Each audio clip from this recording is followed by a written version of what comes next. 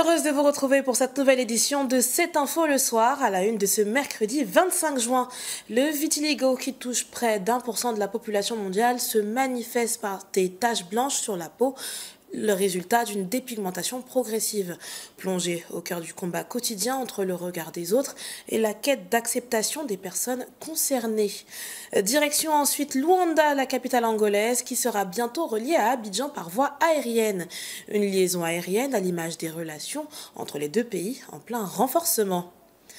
La Côte d'Ivoire vient d'être désignée pays émetteur le plus impressionnant d'Afrique. Mais concrètement, qu'est-ce que ça veut dire? Réponse avec notre chroniqueur économique, Guillaume Libye.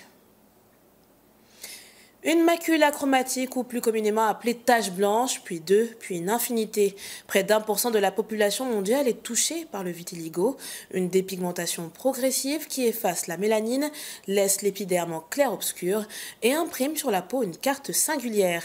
Si la maladie n'est ni contagieuse ni douloureuse, elle n'en reste pas moins marquante. Entre regard des autres et quête d'acceptation, la peau devient le miroir d'un combat intérieur.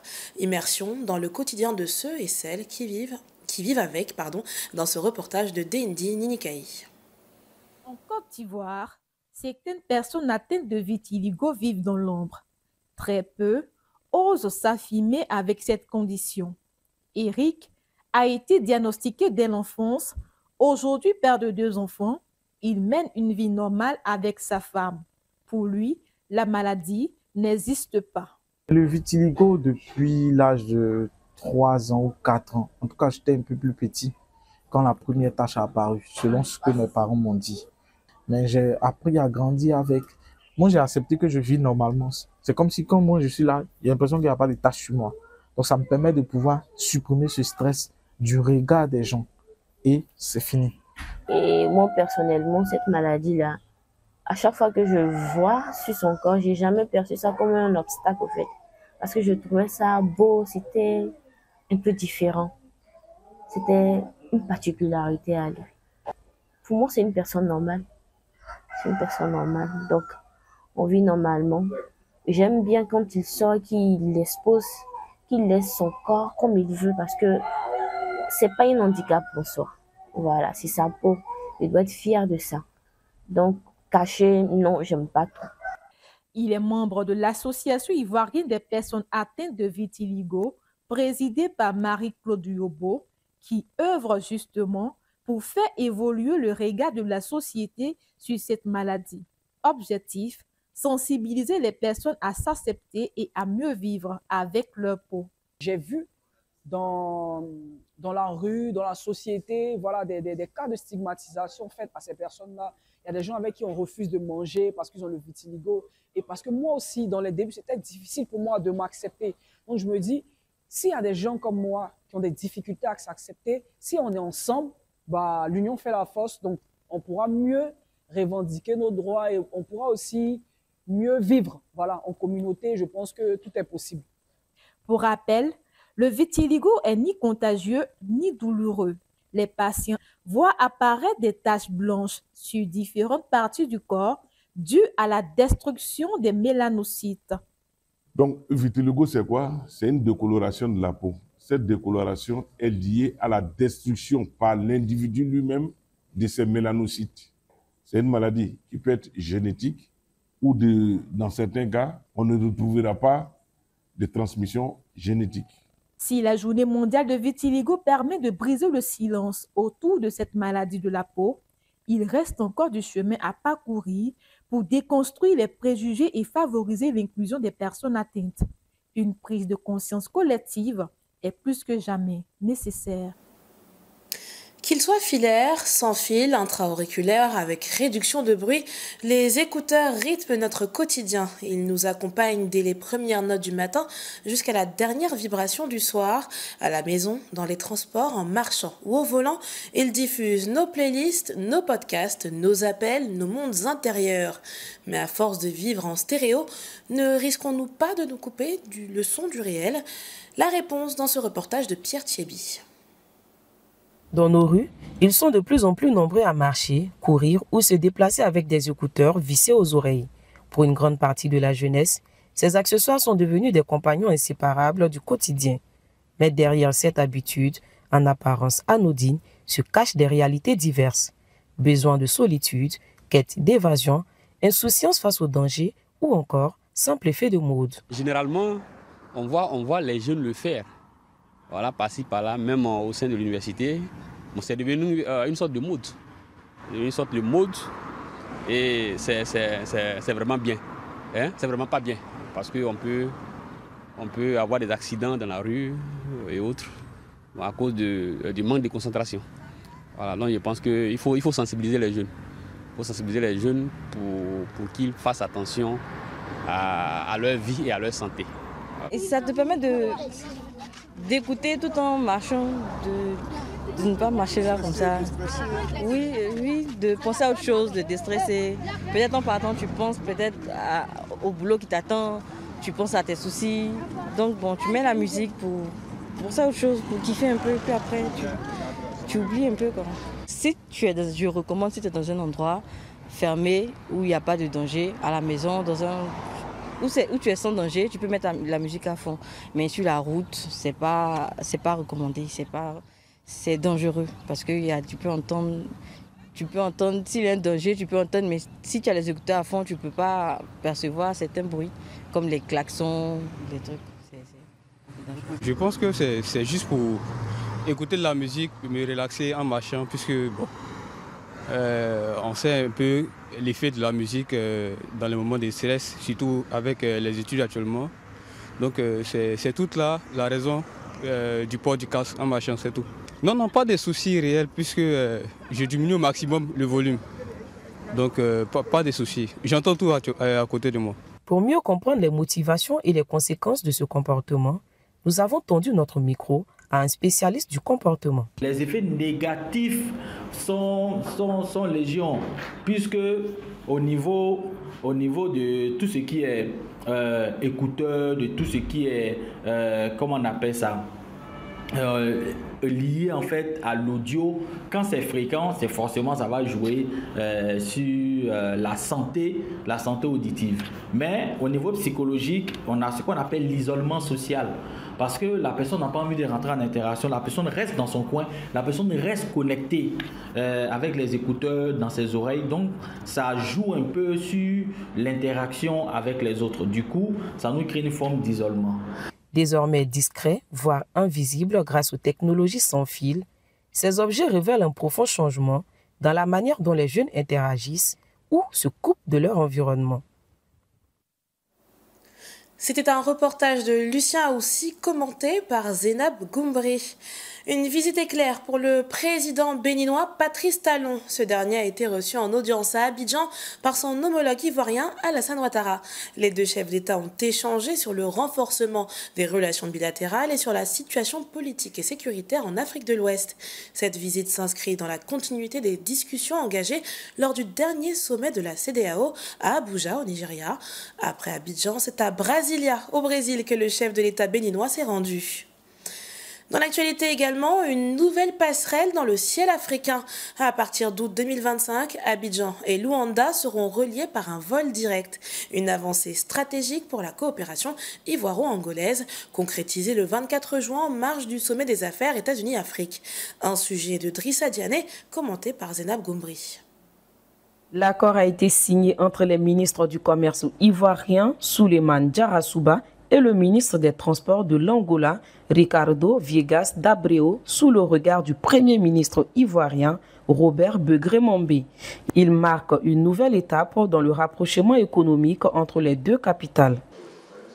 Comme a été référencé par son Excellence Premier ministre de la Côte d'Ivoire, c'est un engagement de deux chefs d'État, car ça fait partie des objectifs stratégiques du continent, qui est de donner la liaison entre le pays. Comme il est connu, le défi est continuel dans notre continent et c'est pour nous, l'Angola, un point stratégique en Luanda et précisément dans la province de Kolobeng pour faire une liaison entre les deux pays. C'est une forme pragmatique, efficace pour garantir les objectifs du marché unique africain.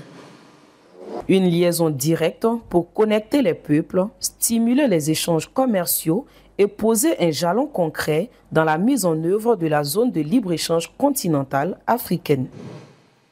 Cette signature est la manifestation de la volonté de nos deux présidents qui se sont engagés à offrir à nos deux pays un cadre de coopération efficace, opérationnel et dynamique.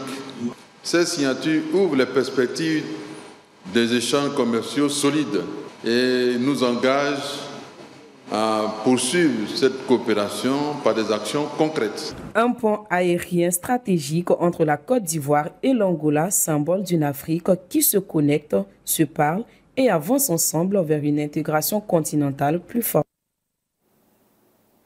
Place à l'économie dans ce journal avec notre chroniqueur économique Guillaume Liby.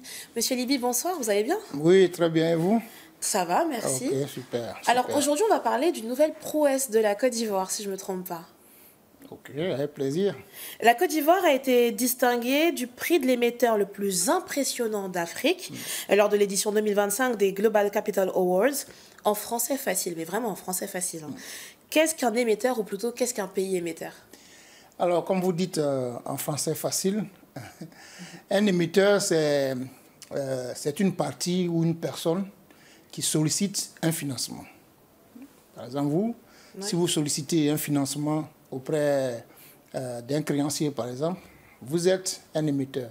Mais ici, vous allez donc produire un titre qui va répertorier toutes les caractéristiques de la transaction que vous êtes en train de faire, de sorte à ce que vous puissiez donc la vendre et qu'il y ait des acheteurs.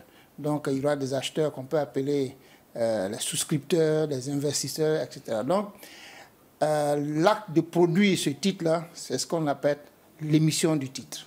Et donc, tout agent économique, que ce soit l'État, que ce soit les entreprises ou même les collectivités locales, peuvent émettre donc, un titre financier. Et donc, ce sont ces agents-là qu'on appelle donc, les émetteurs de titres. Toujours dans ce sens, qu'est-ce que la Côte d'Ivoire a donc amélioré et effectué qui est considéré comme le plus impressionnant en Afrique? Alors, il faut savoir qu'une dette, ce sont des trésoreries. C'est des liquidités qu'on met à votre disposition. Et que vous devez un jour ou l'autre rembourser, avec éventuellement des intérêts. Donc, vous avez des obligations de gestion de ces trésoreries qu'on a mis à votre disposition. Et il y a plusieurs méthodes donc, de gestion de cette trésorerie-là et de ces obligations de remboursement. Il y a ce qu'on appelle la gestion passive et la gestion active. La gestion passive, c'est quoi? Il s'agit simplement de, voilà, on vous a prêté de l'argent avec un tableau d'amortissement. Donc, vous attendez les délais donc, de paiement et vous payez. Très bien si tout se passe bien. Mais malheureusement, tout ne se passe pas bien toujours, évidemment. Donc, il faut prévoir des scénarios. Ça peut être des chocs extérieurs. Si vous avez pris de l'argent à l'extérieur et qu'en temps, les taux d'intérêt ont monté et que vous avez vos prix des matières premières ne se vendent plus, enfin ne sont plus hauts et que donc vos recettes d'exportation baissent. Et si en temps aussi les intrants, donc si vous achetez du pétrole et que le prix du pétrole a monté, tout cela va réduire donc votre capacité à rembourser la dette. Oui. Donc, la gestion passive de la dette, ce n'est pas forcément une bonne idée. Alors, en face, il y a la gestion active ou, si vous voulez, proactive de la dette. Dans ce cas-ci, on essaie d'évaluer toutes les possibilités et on prend des dispositions pour faire face donc, à ces difficultés-là. Par exemple, si vous avez une dette à rembourser sur les 3 prochaines années et que vous faites vos calculs et que vous avez des contraintes majeures, des tensions de trésorerie et que vous ne pouvez pas rembourser cette dette-là confortablement sur les 3 prochaines années, qu'est-ce que vous pouvez faire? Vous pouvez regarder sur le marché international. Si les conditions en temps se sont améliorées sur le marché international, vous pouvez emprunter de l'argent pour refinancer la dette qui était due.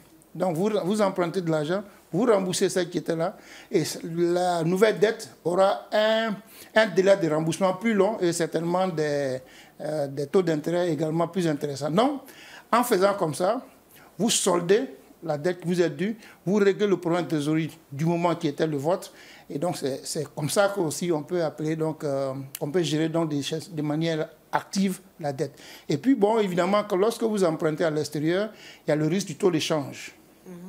Et ce risque du taux de change peut être couvert par des opérations de couverture de taux de change. C'est-à-dire, ça consiste à fixer, une bonne fois pour toutes, à figer le taux de change, de sorte que lorsque le remboursement de votre dette est dû, c'est le taux de change qui, au départ de l'opération, qui prévaut. Donc, ce qui fait qu'il n'y aura pas de hausse due au taux de change, au moment donc, de remboursement. Donc, le marché financier a constaté que la Côte d'Ivoire gérait sa dette de cette manière, de façon active. Parce que lorsque vous gérez la dette de manière active, vous permettez, non seulement pour vous-même, votre trésorerie est plutôt fluide, mais en même temps, vous êtes capable de rembourser les souscripteurs en temps et en heure.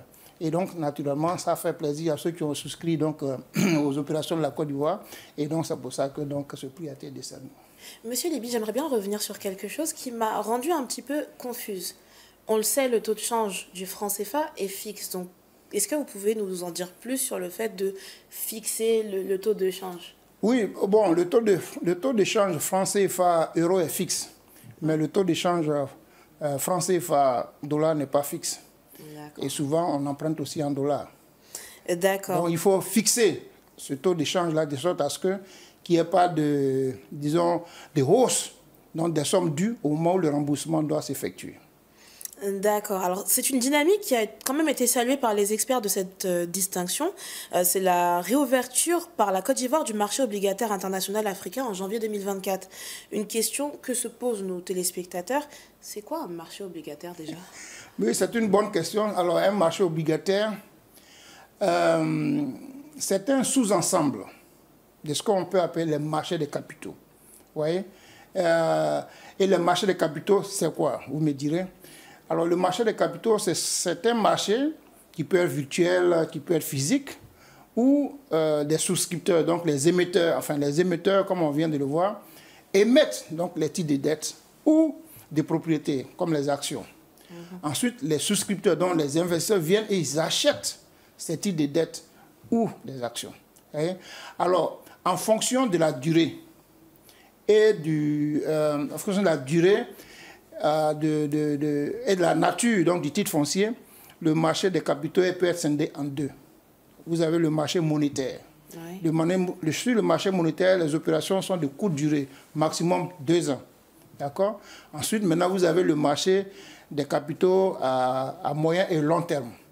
Donc, le marché obligataire fait partie du marché des opérations à moyen et long terme parce que lorsqu'une entreprise a un déficit de trésorerie, il va émettre ce qu'on appelle une obligation. Donc, une obligation, c'est un titre de dette qui est remboursé au-delà d'une période de 3 ans. Vous voyez? Donc, c'est par rapport à ce titre-là, qu'on appelle obligation, qui va s'échanger sur un certain marché qu'on appelle donc le marché obligataire. Donc les actions s'échangent, les obligations s'échangent sur le marché obligataire. Bon, il y a plusieurs éléments, mais je pense que si on va rester en français facile. Et en quoi cette ouverture du marché obligataire est bénéfique à la Côte d'Ivoire? Alors, sur le marché, il y a plusieurs types de... au plan géographique, il y a le marché local, oui. Il y a le marché régional, et il y a le marché international. Évidemment, sur le marché international, les possibilités de levée de fonds sont plus importantes.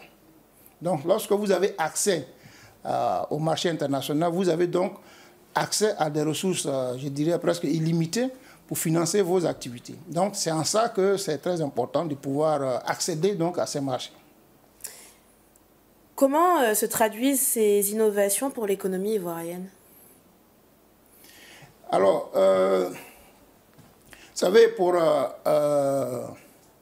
prêter de l'argent à une entité, les banques, les institutions financières vont regarder plusieurs facteurs, notamment, plusieurs facteurs qui vont permettre donc de se formaliser, en tout cas d'être sûr que vous pouvez rembourser votre dette. Vous savez?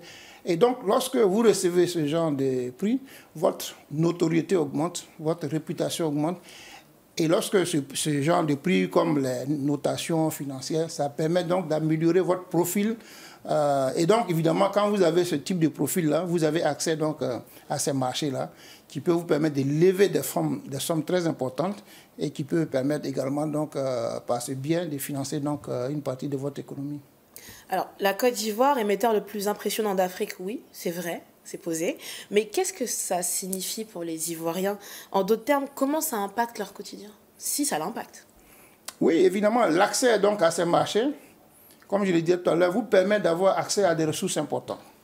Donc, en principe, le fait d'accéder, c'est comme des coffres, des gros coffres. Et donc, vous pouvez accéder donc à ces possibilités-là. Donc, vous avez donc la possibilité donc d'emprunter pour construire des routes, pour construire des hôpitaux, pour vraiment pour financer une grosse partie de votre activité. Donc, le fait d'avoir accès à ces marchés-là, évidemment, est un élément très important pour financer votre activité économique. Merci Guillaume Liby pour ces éclaircissements. Je rappelle à nos téléspectateurs que vous êtes économiste et auteur du livre L'économie pour tous, pendant un instant sur nos écrans.